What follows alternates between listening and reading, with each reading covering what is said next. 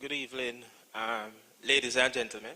I know the term all protocol observed is not necessarily one that we use officially, but this afternoon I think it's one that's most fitting given the titles that is associated with a lot of the distinguished persons here this afternoon. So my name is Dane Nicholson. I'm head of fraud prevention for NCB Financial Group. That means I'll touch on AI and banking and what that means for us in the financial sector.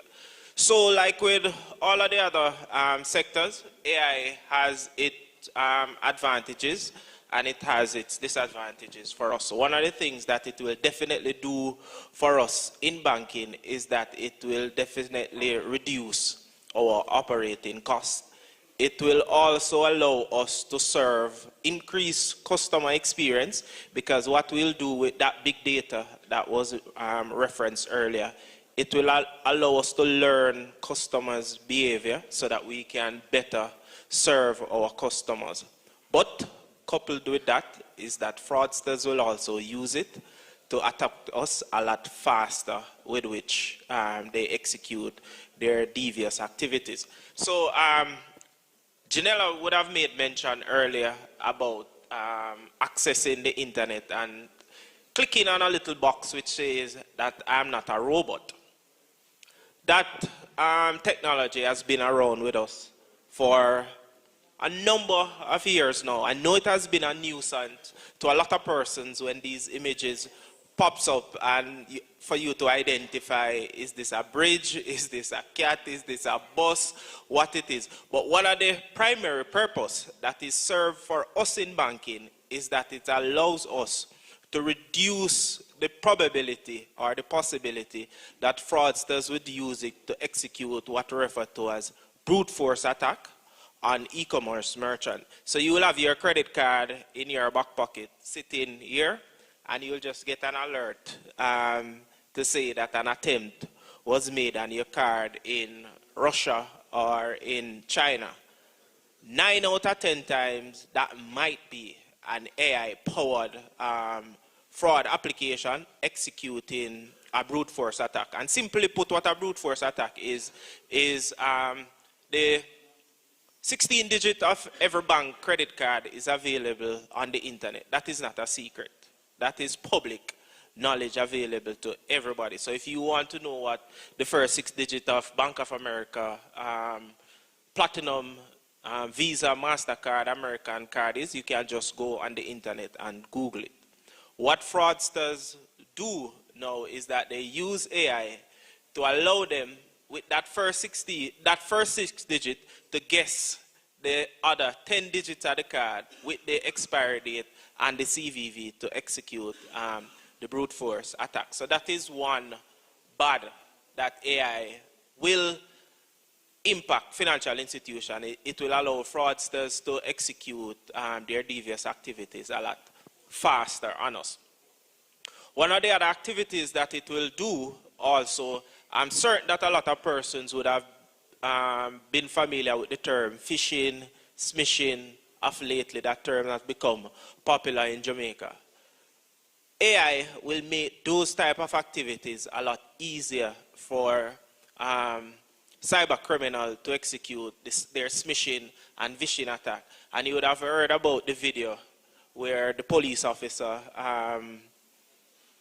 sold some bitcoins. I remember about 3 years ago when we had, even though this matter is just coming to public domain, I remember about 3 years ago when I investigated the first such instance where an individual reported to the bank that their internet banking profile was compromised.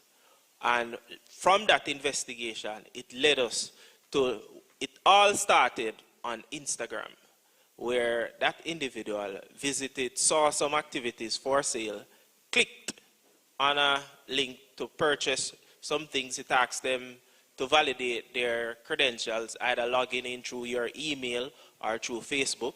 And once they provided all those information, that was the beginning of a slippery slope. So what AI will do for persons like those, you'll see a lot of deep fake videos, because banks have to move.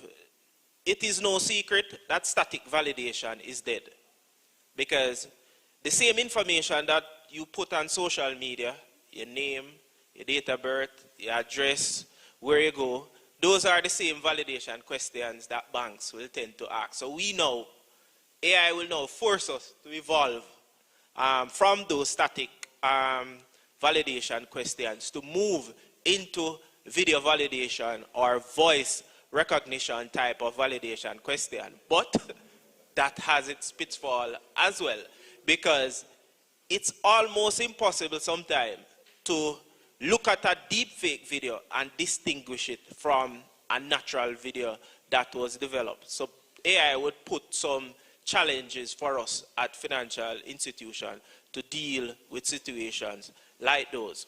But if, as financial institutions, we aren't using AI, we are 10 miles behind the 8 ball, because fraudsters are already using it against us. So we have to use it to ensure that we are able to protect our customers. One of the difficulty that I had in trying to put together what to talk about this afternoon was the 10 minutes that was given as the period, because when you ask to speak on fraud, it's like go to church and ask pastor to do a short sermon. You know, that's not possible any at all. So that was one of the difficulty I had, because there's many things that we could discuss around how artificial intelligence will further enhance or make it more difficult for especially senior citizens around, where fraudsters will have the ability to easily take over these persons' identity and either create internet banking profile for those customers who don't have access to internet banking.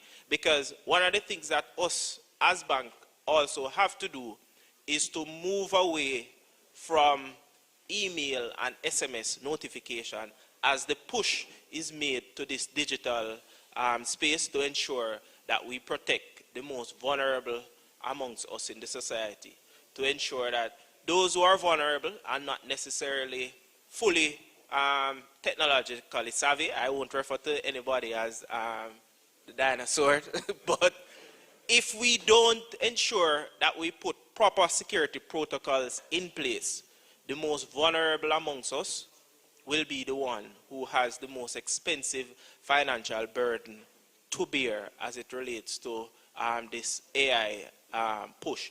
But it is absolutely the way of the world. We have no turning back. I know persons are up in arms about the banks going digital and taking customers out of the banking hall, but it is the way of the world. The best place to do banking is online. You can do it in the comfort of your home. You don't have to come to the bank and join any line.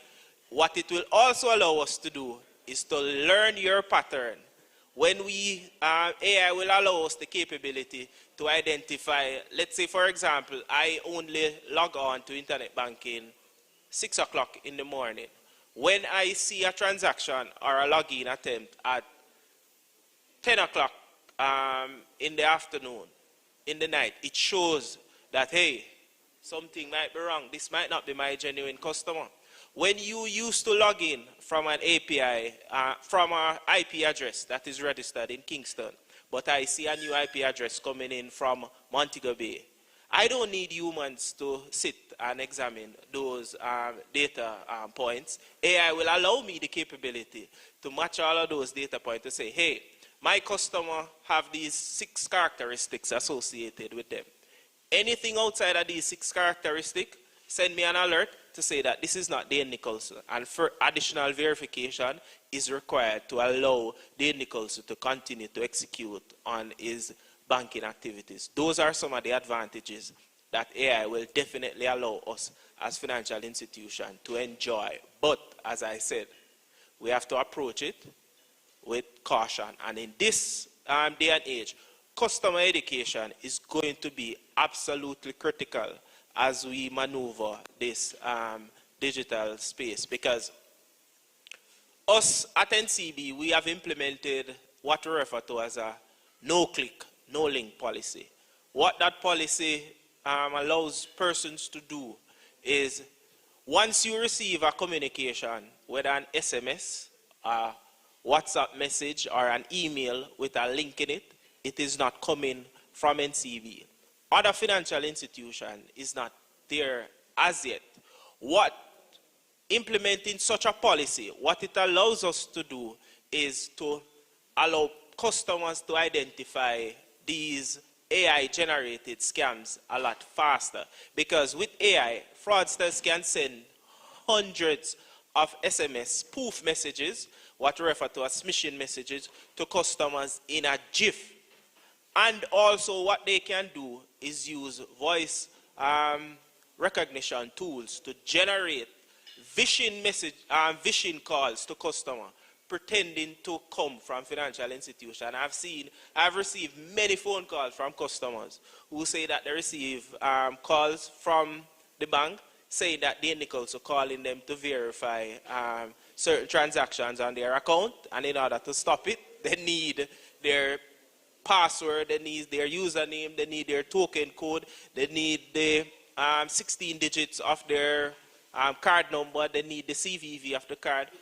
Those are things that AI would allow fraudsters to execute hundreds of those campaigns in a minute.